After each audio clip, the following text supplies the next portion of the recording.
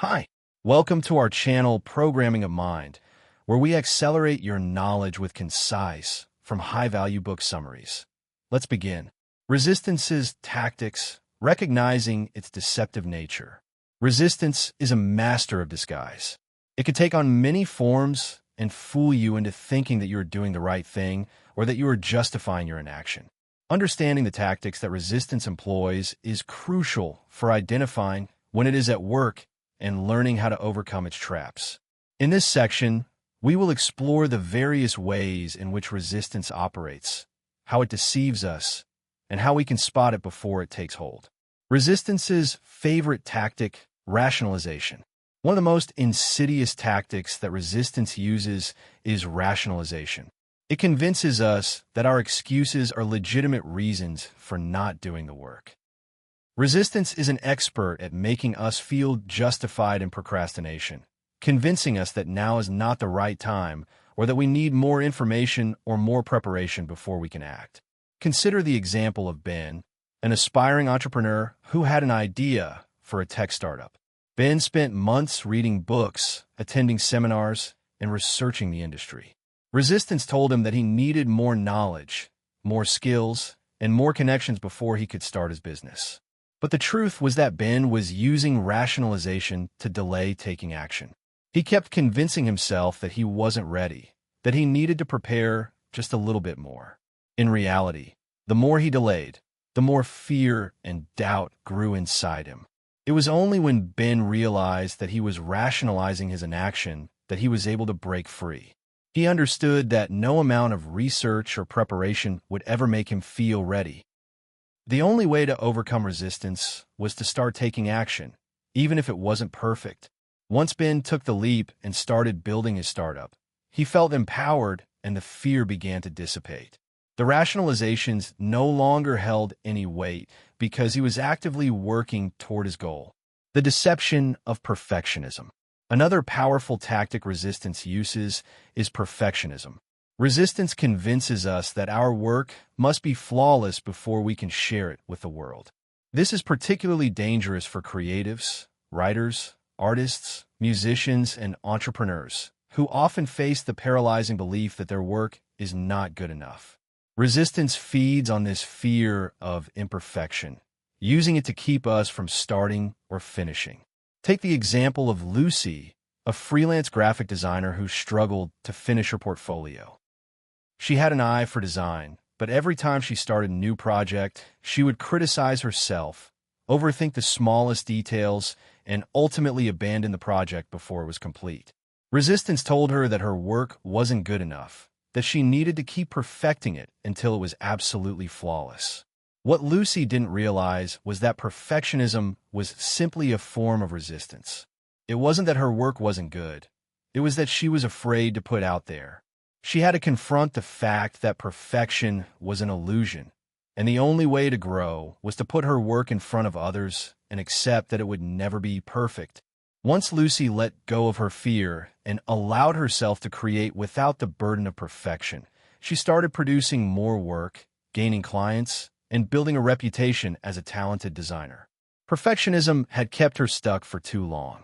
Resistance's distraction strategy. Resistance also excels at creating distractions. It will lure you away from the work that matters by presenting you with a myriad of seemingly urgent but ultimately unimportant tasks. This can include social media, emails, phone calls, and even busy work that gives the illusion of productivity but doesn't move you closer to your goals. For example, consider Rachel, a startup founder who was passionate about growing her online business. Every day, she would start with a to-do list full of tasks, but she found herself constantly distracted by things that weren't truly important. Responding to every email, checking social media, revising her website repeatedly.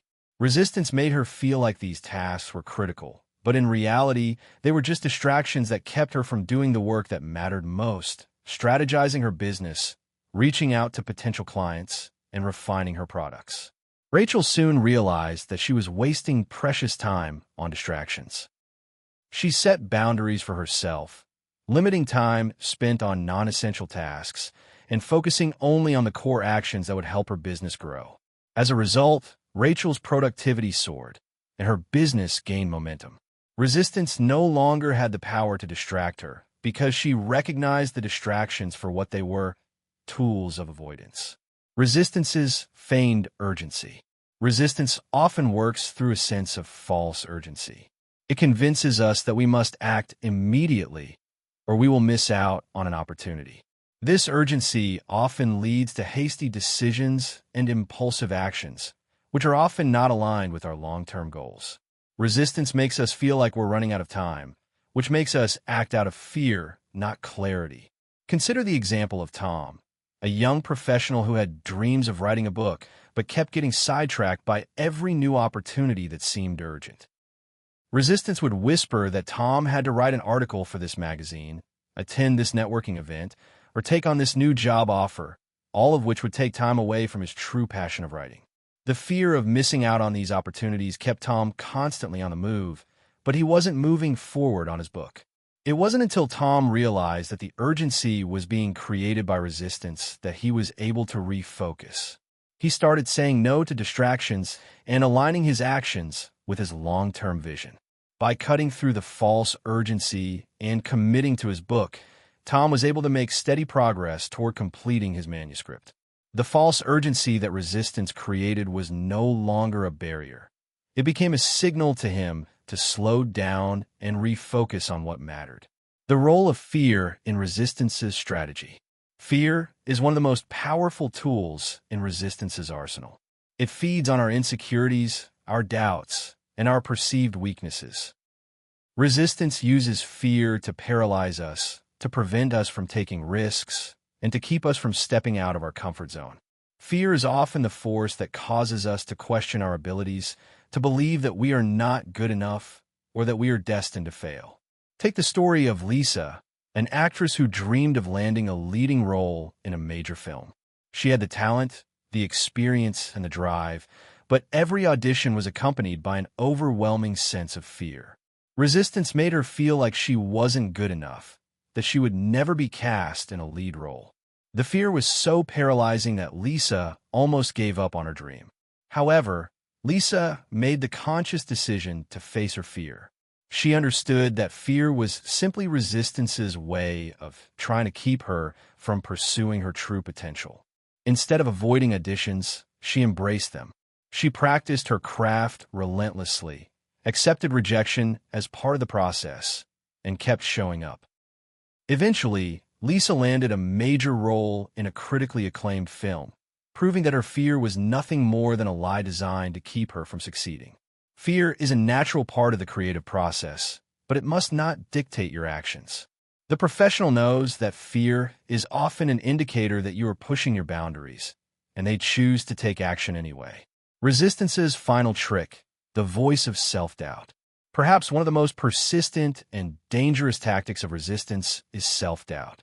This voice inside our heads tells us that we are not good enough, that we will fail, or that we will be exposed as frauds. Self-doubt convinces us that others are more talented, more experienced, or more deserving of success. It is this voice that often holds us back from starting projects, finishing work, or even sharing our creations with the world. Take the case of Mark, a self-taught photographer who had always dreamed of showcasing his work in an art gallery. Despite taking beautiful photos, Mark struggled with the voice of self-doubt. He was convinced that his work wasn't as good as others, and he feared that his lack of formal training would be exposed. Resistance kept him from submitting his work to galleries and sharing it with the world. But one day, Mark decided to confront his self-doubt. He realized that everyone has doubts, even the most successful people. Instead of listening to the voice of resistance, Mark chose to take action. He submitted his photos to a local gallery, and to his surprise, his work was accepted. Over time, Mark's confidence grew, and he became a recognized photographer. The voice of self-doubt was no longer a barrier because Mark had learned to ignore it and take action anyway. Conclusion: understanding resistance's tactics. Resistance is cunning and deceptive, but once you recognize its tactics, you can begin to neutralize its power. Whether it comes in the form of rationalizations, distractions, perfectionism, fear, or self-doubt, Resistance will try to keep you from doing the work that matters. The key is to recognize these tactics as they arise and to take action despite them. When you face resistance head-on and refuse to be controlled by it, you unlock your potential. Every time you push through resistance, you not only move closer to your goals, but you also grow stronger and more resilient. Resistance may be a formidable foe, but it is not invincible. The professional understands that the war is won not by avoiding resistance, but by confronting it with persistence, discipline, and focus. Thank you for listening, and please like the video and subscribe for more great upcoming content that will put you in top 1% people in the world.